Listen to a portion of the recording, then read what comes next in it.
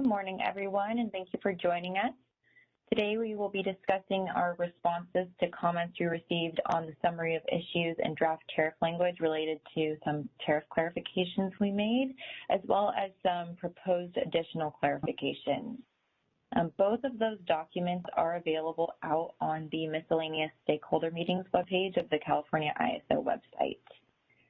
My name is Isabella Nicosia, representing ISO Stakeholder Affairs, and I'll be facilitating the web conference today. I'm also joined on the line by Sydney Mannheim, Assistant General Counsel, as well as Dan Schonkweiler, also Assistant General Counsel.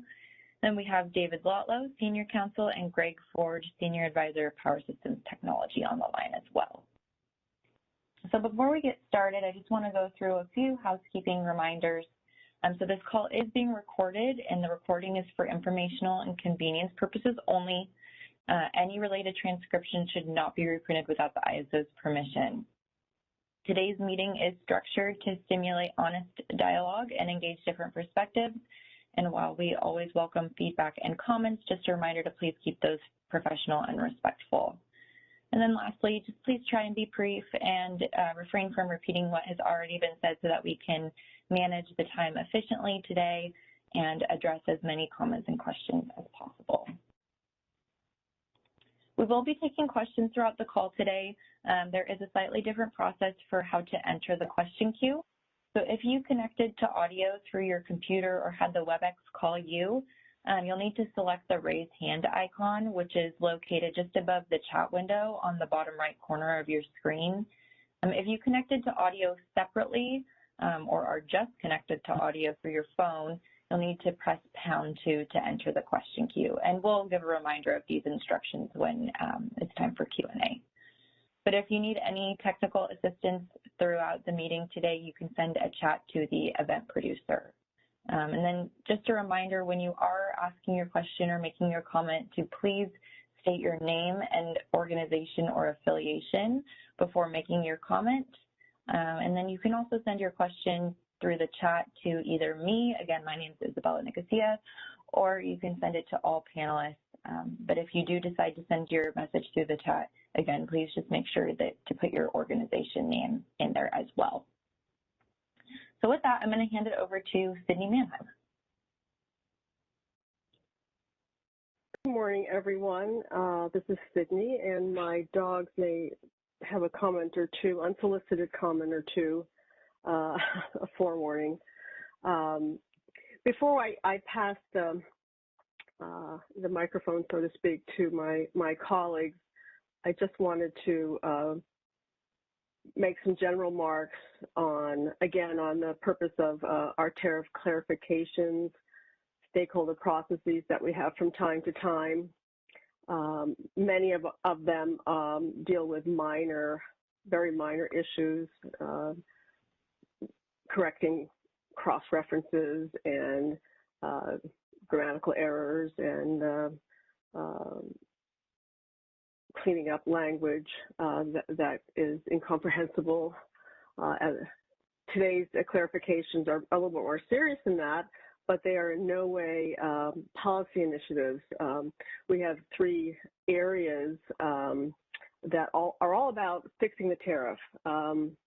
In one case, for the business day issue, we are simply conforming the tariff to use the term business day in a non-defined sense to actually align the tariff to how we've actually been conducting the settlement process, conforming business day to an actual CAISO business day for purposes of counting business days. So that's no change in actual CAISO business practice, so there's no change to how market participants would be affecting their business practices. For the second issue, we are correcting an error regarding a policy initiative that was recently filed where the tariff language was not correct. So we are trying to fix that error. And for the short start and long start issue, We had a long-standing inconsistency with how we defined long start resource and short start sources by not including both startup time and minimum run time, and then defining RAIN based on the definition of long start. So it created disputes and confusion that we are trying to fix through updating the definitions and then making some additional cleanup definitions, tariff changes in the tariff language outside of the definitions. So again, these are cleanup activities that correct and improve the tariff and should actually benefit all market participants and not adding any new policy or implementing any new policy. So with that, I'd like to, unless anybody has any questions regarding what anything Isabella said or what I've said to introduce our discussion today, I think Dan Schonkweiler will go ahead and address the business day issue. And I think we should go in general issue by issue, go through the business day issue, the intertie deviation payment issue, and then the short start, long start issue in that order. So unless there are any questions, we can move to Dan Schonkweiler.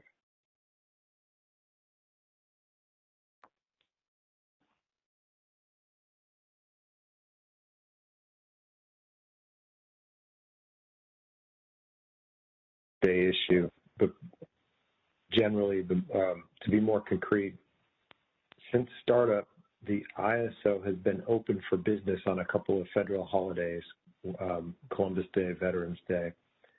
And so settlements and market participants have always treated these as business days for purposes of the dispute deadline and the payment deadline, the deadline for paying invoices. And so the desire here is to reconcile, make sure the tariff language reconciles with the practice, the longstanding practice. And interestingly, while we were in the course of figuring out exactly how to address this in the tariff, the federal government created a new federal holiday, Juneteenth, which led us to define the federal holidays in the business practice manuals rather than hardwire them in the tariff. Who knows what's coming next, or what adjustments will be necessary. We received comments on that, but before we do that, or before I address those, I want to point out that while we were verifying the changes, the corrections in Section 11, we found one more correction to make, and it's posted. It's in Section 1119.1.2 it's about the FERC fees, FERC annual charges, and you'll see two red lines there. The second red line is about the due date for scheduling coordinators that pay FERC fees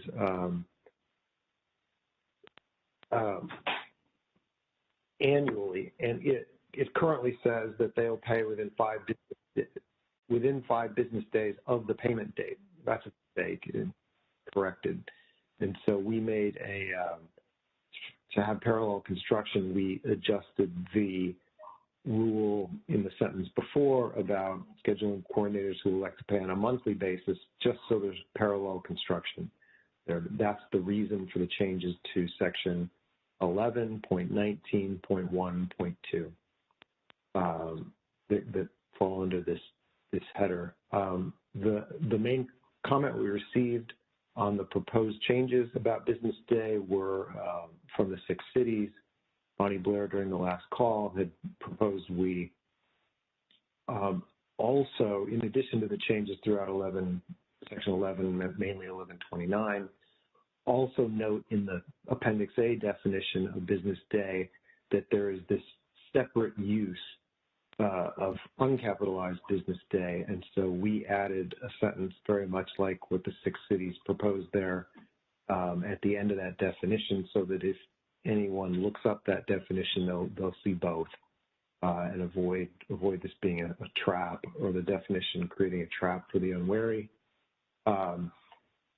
Then the Six Cities' second comment was about, gee, could we specify which business practice manual is the relevant business practice manual? That's, I think, I'm going to hand this back to Sydney to address that, because that's a more general sort of a policy issue in terms of how the ISO refers to business practice manuals in the tariff. Thanks, Dan. Yep, Sydney here. Back in the day, when this topic was a heated topic of discussion, when we introduced business practices manuals and developed our MRTU tariff, we ultimately decided to just refer to the business practice manual in our tariff. This would allow us to create new business practice manuals, rename business practice manuals, move material from one to another business practice manual without having to go into the tariff to clean any of that up. So our fairly consistent practice, every now and then somebody perhaps sneaks a reference to a specific BPM into the tariff, which is not consistent with our tariff drafting policy. So there are some instances of a reference to a specific BPM, but our practice is just to refer to the business practice manual as referring to the entire set of business practice manuals. There's arguments, for both ways, but that is the way we have the decision we made and have largely kept with, and it's rarely seems to have caused at least too much confusion once folks know where these materials are. Market participants can find the applicable materials, and we have introduced new BPMs, and we have moved materials around, and we really do appreciate not having to amend the tariff to to conform the tariff to those practices. So we appreciate that freedom.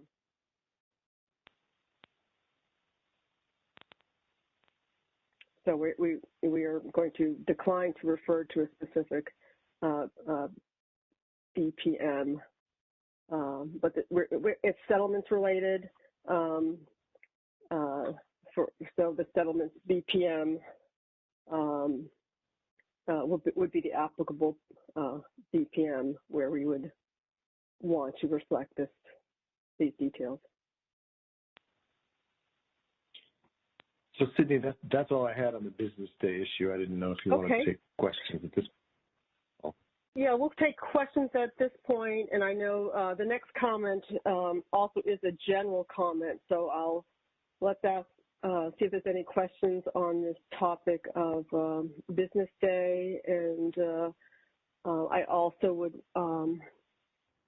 note that the next general comment concerns the amount of time we've devoted to this tariff stakeholder process.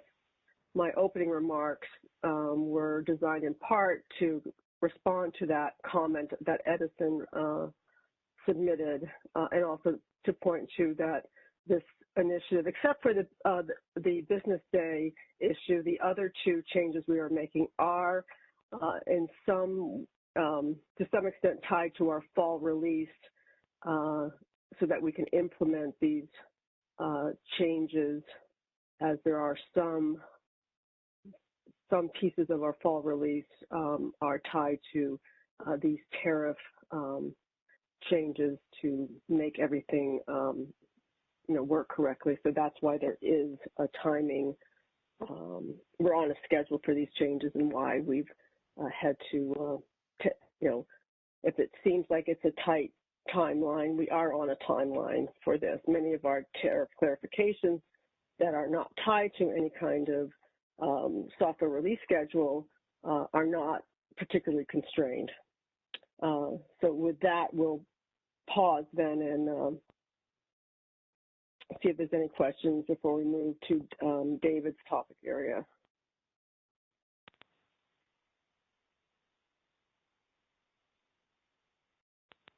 We have one question.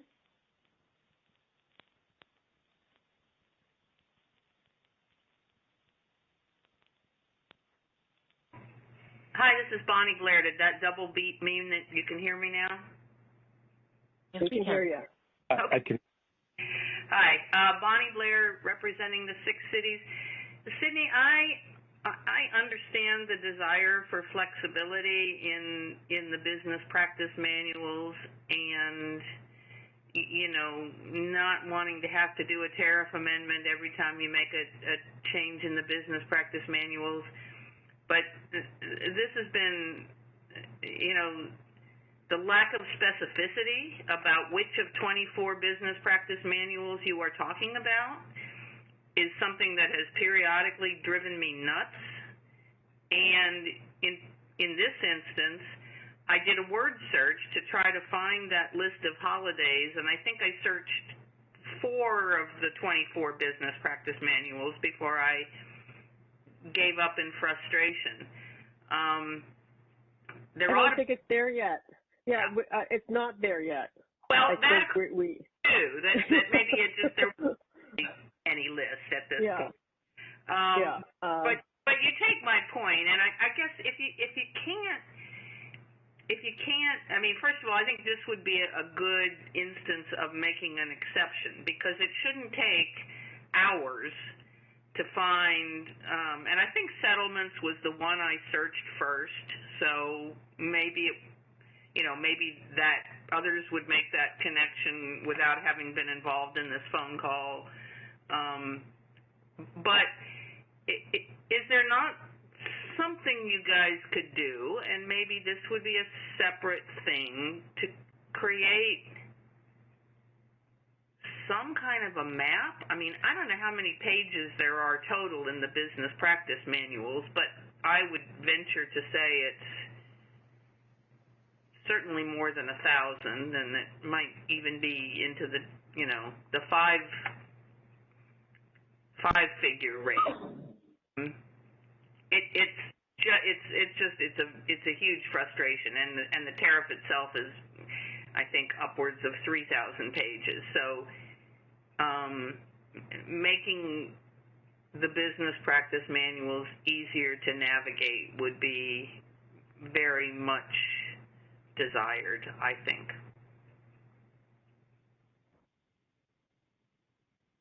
Well, let us take that under consideration. When it comes to we have a settlements BPM and we have Section 11, and those are pretty much tied to the hip. I think maybe you fell into here's the situation. This is a new tariff change we're proposing. There is a parallel BPM change that we are going to make but haven't made yet. So you're looking for something that just wasn't there to be found. Right. And you look in the BPM that where it's going to be. So for purposes of Section 11, and Business Day for all of the business practices in this area, so you did look in the right one. Where we have had things that are moving around, the market operations, market instruments, and carving out of reliability requirements, and then there's other places where there is a lot more confusion, but also it's where we have been interested in having more freedom to create new BPMs that are actually more intuitive. So I would say I'm not terribly convinced in this case that this is the one where we should have that, but maybe some other a guiding document, a mapping document that lives in between tariff and BPM that points you to the right BPM. Yeah, you could put something like that, maybe, into the introduction to the BPM manuals. I mean, when you go to the page, there's an explanation of what they are. Or the tariff sections that have related BPM materials. You know, Right. We have the finance BPM. There are some parts of Section 11 are in there in Section 12 of the tariff. Yeah, so I think, to me, that sounds like a very constructive suggestion. And then that's easily updated when we, you know, if we want to break things apart. And yeah, you don't have to make it. You don't have to make a tariff to change that mapping document or to update that mapping document. So I can definitely support that, and I think that would be more useful and certainly much easier to manage. And I think that's really where, and it could encourage more. I mean, you know what happens if you have to make a tariff amendment, then you don't change things because it's like, oh my gosh, I don't want to do anything that would be more helpful if I have to change the tariff. So if you just have to update a mapping document, then, you know, you can, you know, help improve the BPMs, you know, much easier. So. Yeah, I would really appreciate you guys considering that. I mean, it isn't obviously something that has to be done yesterday, but the experience of looking for something that wasn't there brought home my recurrent frustration with, you know, don't tell me to look in one of 24, you know, don't tell me I have to guess which one of 24 BPMs we're talking about for something as simple as a list of holidays. So we maybe should have been clear that as part of this initiative, we will be putting that in the BPM. So apologize for putting you on that, you know, needle in the haystack search there. So. No, but it isn't the first time that I've thought, you know, I've had to think, okay, so which BPM is this most likely to be in, and then, you know, and then try to figure that out. And of course, then then it's even worse when the same topic is covered in multiple BPMs, because then you've got dueling BPMs sometimes. So. I offer that up as a heartfelt request that you guys put that on your list of things to consider. So I thank you, Bonnie. I think that's a good suggestion. Thanks again. And I think I just got a note for that could be an assignment for the next intern or something. So we're already thinking about it, so we can get us to help do that. So. Okay, thanks, Bonnie. We always consider your suggestions. Thank you.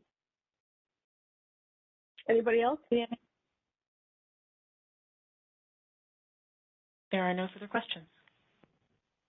If you can go back to the matrix of comments and responses. So let's see, Edison. I don't know if there's any additional response you would like to make regarding the timing of this initiative. I do want to make a general comment to everybody if there's any need for us to work with any stakeholder regarding any of the changes that we're making, what they are doing. The only real technical one is the one that David's going to discuss. We do have SNEs available for why this change is necessary to be consistent with the board-approved policy, and that is why we're trying to fix the tariff that was, recently filed. We've had, disputes, so we are just trying to fix the tariff, which, that should have been filed this way, essentially to begin with. So if there are no comments in response to this general topic area, I will give David the phone. I did have a note. Good morning. Oh, go ahead. Well, let me ask, I did have a note about the timing of the business day amendment. Would that make sense to add here? I mean, it's sure. just that the tariff says that if no stakeholder market participant objects to the annual settlement or the annual payment calendar, then those dates control over what's in the tariff. And so we're currently operating under the 2020 payments calendar, and the idea of in terms of the thinking, in terms of the timing of the business day amendment, is that as long as it's in place and effective before January 1st, 2021, then it will govern the 2021 payment calendar, which will then align with the tariff, regardless of objection. That's the thinking. So I hope that helps on any questions about timing.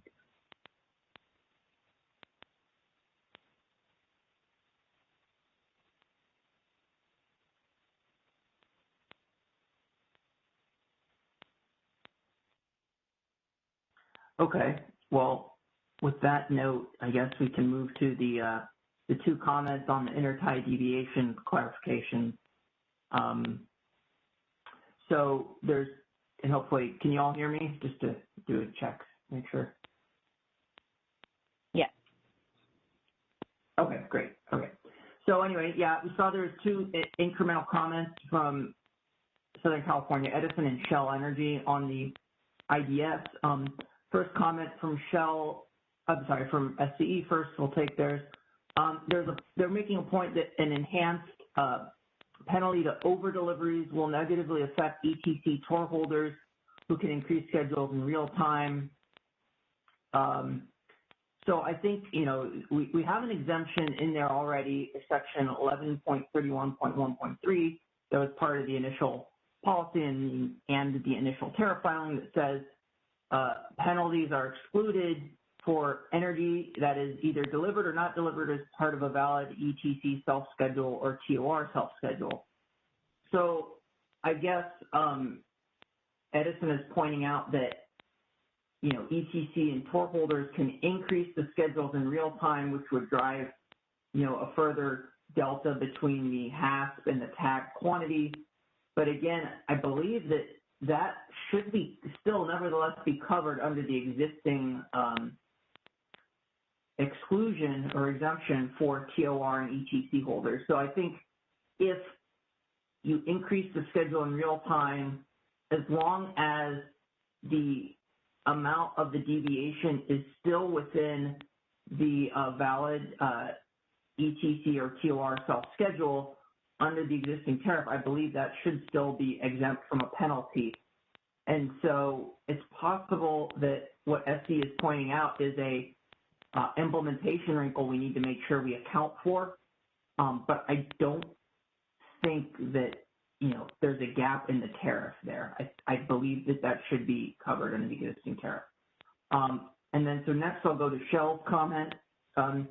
Shell is pointing out that external transmission providers can impose reliability limits or derates, and where the scheduling coordinator has to comply with those requirements from the external transmission provider, that can trigger deviations between HASP and the tag quantity, which in turn leads to penalties under the intertie deviation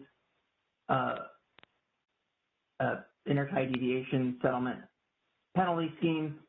And they're pointing out the ISO should have an exemption when external transmission providers update path limits, which result in reduced scheduling rights.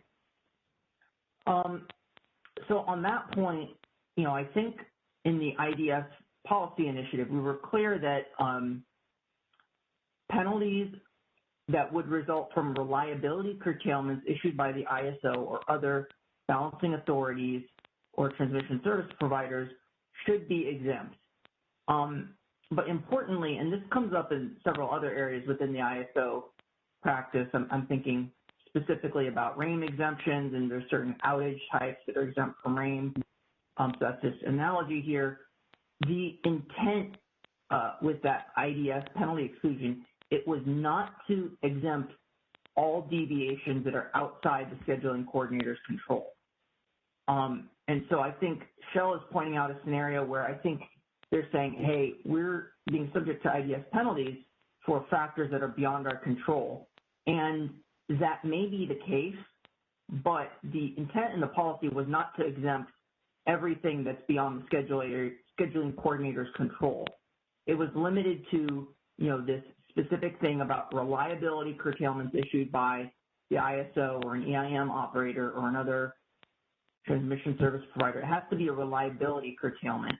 And so I think within the specific scenario Shell has in mind, and I think this is sort of matches some of the comments I made on the prior call, I don't know if there's a way to look at that scenario they're sketching out as a case where that curtailment is a reliability-based curtailment. I think from the case that was written up in their comments, I don't think it is. I think it's sort of a way that external transmission provider is managing, scarce capacity on a line. Maybe there's a derate or something that isn't, I don't think that counts as a reliability curtailment. So we can look at specific scenarios, and if there's some cases where it is a bona fide reliability curtailment, maybe there's something to adjust in our implementation of this, add another scenario in the BPM that can be, exempt because it is a reliability curtailment.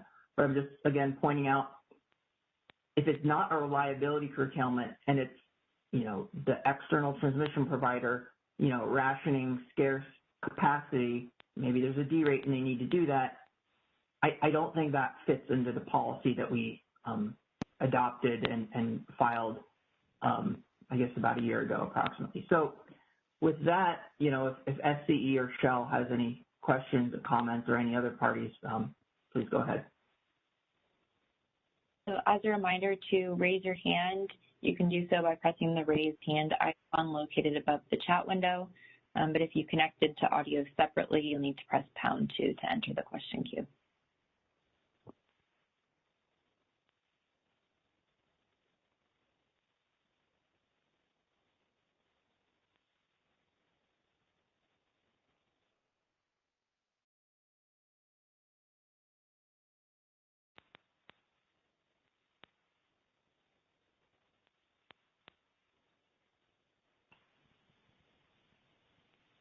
Your line is open.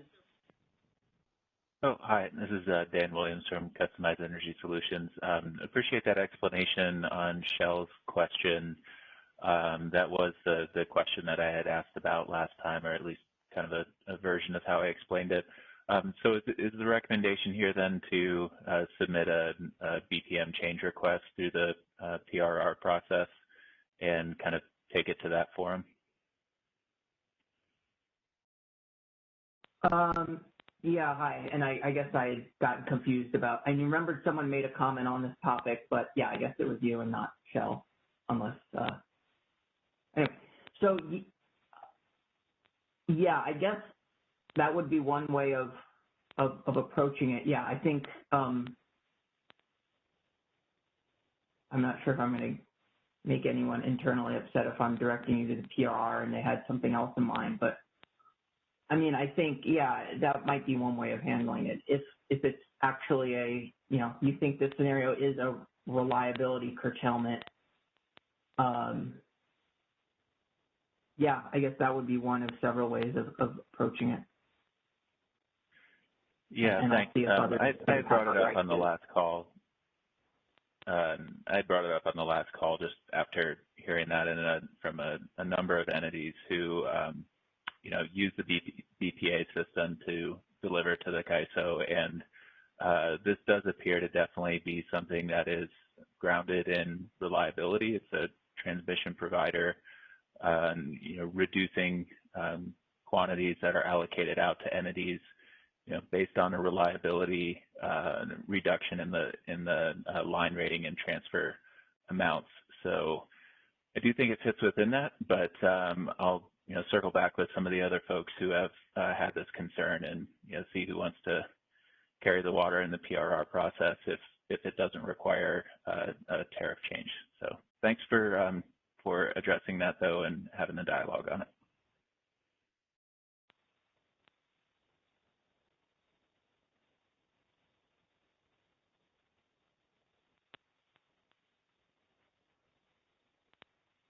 There are no further questions at this time.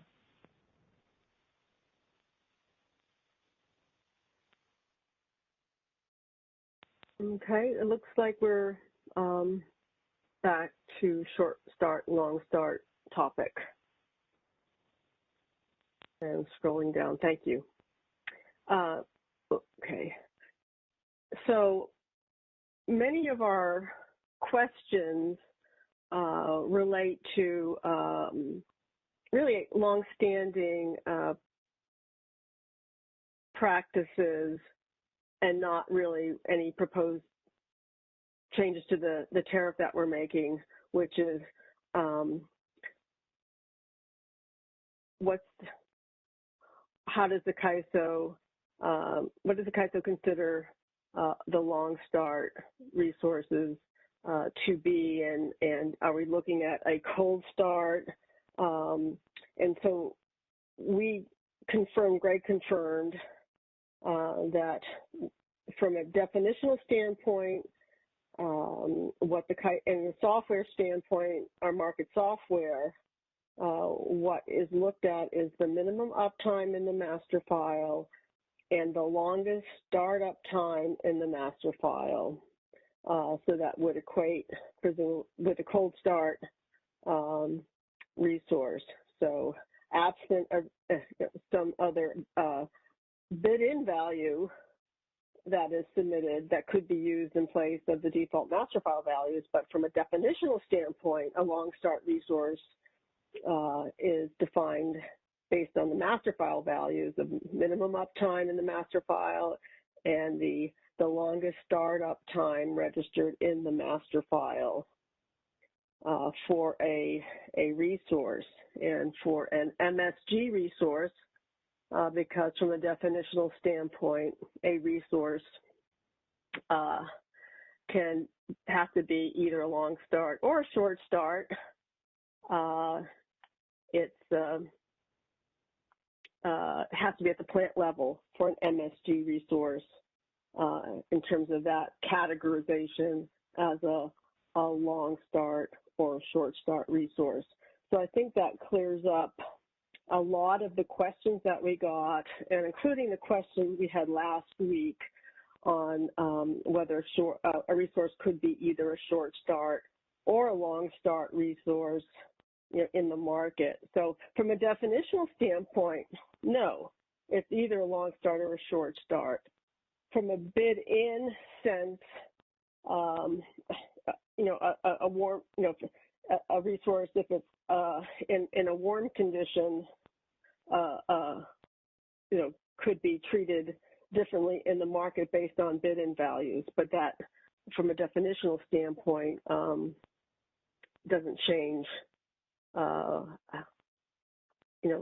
it's still going to be a long start resource based on its master file values. The rain penalty was designed initially based on the definition of long start in our tariff, which is sort of how we got down this path of needing this particular tariff clarification, because that definition was never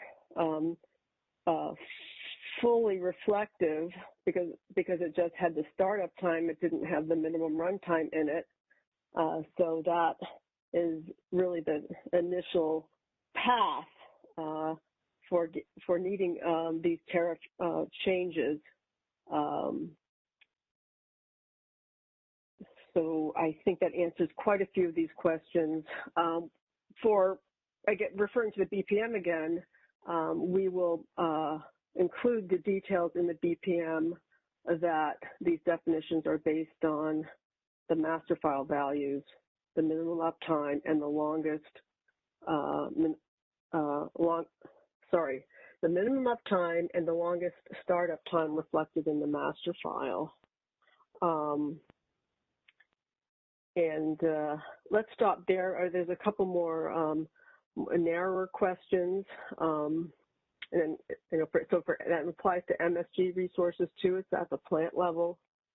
And so we'll stop there and see if there's any questions before we get to maybe some more narrower questions. See if there are any. And Greg Ford's here to help respond to any of these. And this is not new. This is, how it's always worked. So there's nothing, we're not changing anything about how the market software works in terms of how the software treats, startup and minimum runtime.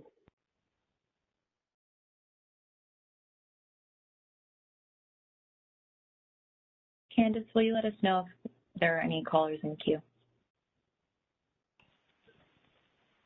At this time, there is no one in the queue. But once again, you may click the raise hand icon, which is just above the chat panel on the right side of your screen.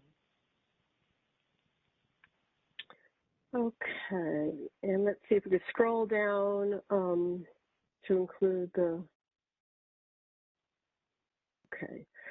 So actually, maybe scroll up a little bit more to include the bottom two comments. So to a narrower question, I think for configuration for MSG resources, there's the configuration startup tab for configurations, and there's a startup tab for at the plant level. So that's that narrower question that addresses SCE's questions about the MSG resources. Again, nothing new there, and no changes to existing policy or existing master file. And then there's some from the EIM standpoint. So this is about resources. So whether resources, if a resource is startable in the real-time market, an EIM resource is startable in the real-time market, it could get started in the real-time market. We're not changing that. Nothing's being changed by what we're doing here. It's just, again, cleaning up our definitions. So if the resource's timing is such that the resource can be considered startable in the real-time market, it can be. We also pointed out the CAISO cannot decommit a resource in the real-time market if the resource has a non-zero base schedule. So we're not touching any EIM related having this nothing we're doing here has any EIM impacts. We don't commit EIM resources in the day-ahead market under current tariff. Under current tariff, a resource could be committed in the real-time market. So just for that clarification. And again, that final question, going back to the MSG resources, the MSG resources are considered, at the plant level. Similar question that Edison raised. So with those responses, I'll stop now and see if there's any questions on those points.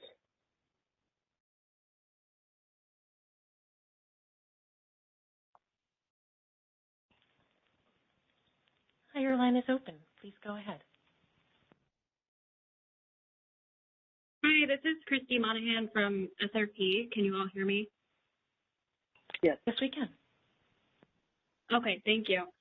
I had a couple questions based on the responses from the ISO. So we had asked the first of the two questions regarding trying to understand how this would impact EIM or if there is no impact. I tried reaching out to a couple folks at CAISO ahead of time to just make sure we understood fully how the market's operating now, just to understand what the change might be. And I just want to make sure that I understand the operation now and how this sort of fits in with the change in the definition. So I was under the understanding that the duck run was 270 minutes, and that length is not changing, and if the startup time was within that 270 minutes, then that unit could be committed in the EIM market based on whether it was hot, warm, or cold in the bid-in startup time. So I know the tariff now is spelling out 240 minutes. So I just want to make sure that that I'm understanding what the correct time is. It's a little bit unclear when I searched in the BPM, the operations BPM. Hi, this is Greg Ford with our IT department. So yes, the idea is that a resource that is optimizable in the STUC is defined as short start, and originally that was defined as a cycle time of 270 minutes, which matches the STUC time horizon. But as we've grown the market systems, the reason why we're changing from 270 to 240 is two reasons. One is that we don't actually make any commitment or decommitment decisions in the last interval of the STUC, the last 15-minute interval. So that takes away 15 minutes from that 270. And in addition, after we develop the STUC, we had to implement something called a STUC decoupling, which meant that the STUC run was decoupled from our real-time unit commitment runs, which are the ones that actually communicate the startups and shutdowns through ADS. As part of that decoupling, the communication between STUC and RTUC got a little more complicated, and we had to eat up another 15 minutes there. So that's really why we're changing from 270 to 240, is just to acknowledge that those are essentially, that's what's already happening in the market. Did that answer your question? Let me just make sure I can repeat it back and understand. So the 240-minute commitment horizon is already in the market software, and so this is just aligning the definition, or is that changing with the fall release? You're correct. It's really just, it's changing the tariff to match what's already happening in the market. Okay, thank you. And then my second question is regarding the min uptime and how that is kind of defined and then also used in the EIM as well. So I guess I've heard various responses from CAISO on whether or not the min uptime is or isn't included in the commitment decisions. And so it looks like from the tariff it is, and it's at the plant level. So I just want to verify that's correct. Yes, and sorry for any. Yeah, for the definition of a short start or a long start, you might have different, at a configuration level, you could still have different time applicable at a configuration level. Right? I guess I'm trying to clarify the software versus the definition, because it sounds like that's two different things, which is, I guess it's leading to a lot of confusion, at least for me, on what that means. Right. So this is Greg. Just to be clear, I mean, for the defining what is short start versus what is long start, minimum uptime is used there, and for an MSG resource, it's the plant level minimum uptime. So it's based on cycle time, and cycle time is the sum of the cold startup plus the if the cold startup exists, otherwise it's the startup time plus the minimum uptime in the master file.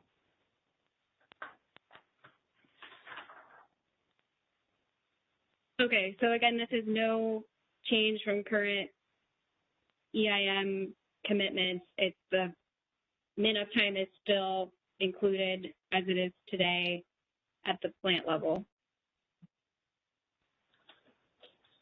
That is correct. Okay. I do need to go back to my previous response, though. I believe in the market it is set to currently be 270. So there is a change there. So it's currently in the market is set to 270. We're going to move that to 240 to align with the actual time horizon. So there are resources that are so there is a change there, both for the EIM and for non-EIM resources.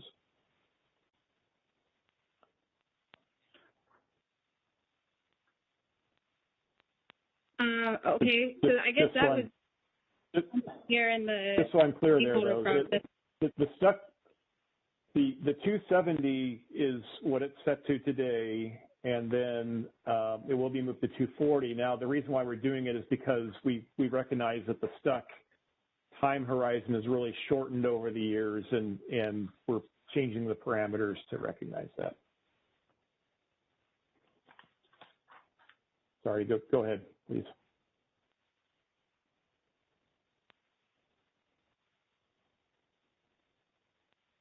I'm just trying to take notes here. So there is a change.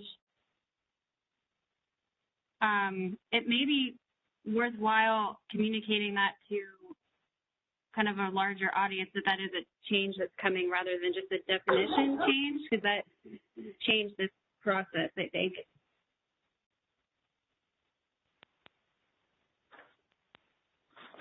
Okay. I'll let Sydney respond also, but I believe we have a training. I believe there's training coming up for this, so that will be addressed in a training exercise.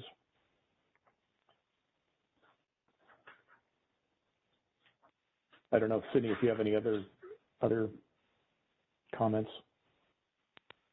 Well, from a practical standpoint, we do have the software additional software runs that have been added over the years since this timeline went into the tariff in the original MRTU tariff. That's my understanding of where I thought the timeline, the extra time was absorbed by additional market runs, so that there's some, yes, we are resetting the time in the software, but that the time is effectively utilized by other market processes. So I think it's my understanding that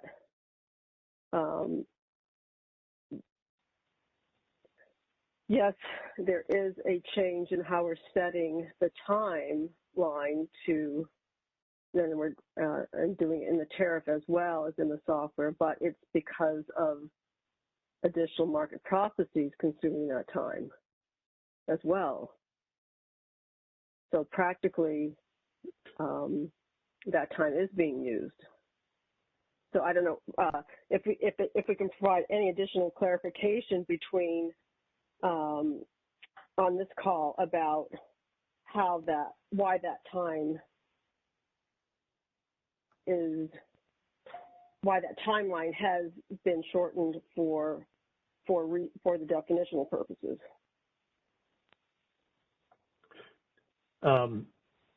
So let me just maybe give a more trying to concrete explanation here. So basically the stuck is 270 minutes. The effective time horizon is only 240 minutes, so we shouldn't be optimizing resources with a cycle time longer than, I think it's longer than or equal to, I can't remember, it's equal to or longer than, but it's basically 240 minutes is the cutoff time. So we shouldn't be optimizing resources that are longer than that because we can't, their full cycle time can't be seen over the optimization horizon. But nevertheless, we have been doing that up for resources up to 270. So the idea there is that we have this change to the parameters so that we don't consider resources over 240. So, Greg, it sounds like we haven't been effectively considering resource. Again, it seems like no, we're considering resources that are up to 270, but we probably shouldn't be. I think simply because the optimization isn't really able to optimally consider those resources over the time. Okay. That's really what it comes down to. But maybe we can talk. Maybe we need to talk internally about whether and how to maybe have some additional communication to. Yeah, I think we need to describe this then more comprehensively.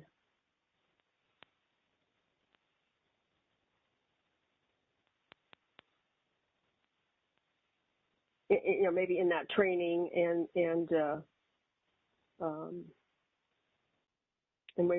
maybe there's another place we can provide some additional explanation.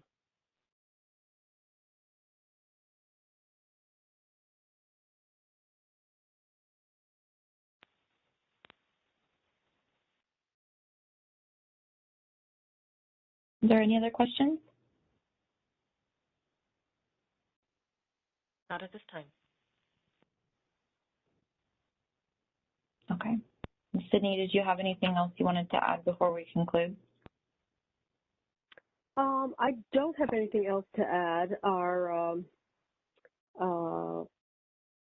It looks like we may want to post a short response to this issue that came up on this call, and we would put it on the same location as where the stakeholder material is, and we could send out a market notice when we have that material posted. So that's what I think we should probably do that and try to get that out there as soon as possible. So that's what I would suggest that we do. Try to get that out there, as early as later this week. Okay. Thanks, Sydney. I'll open it up and see if there are questions before we end the call.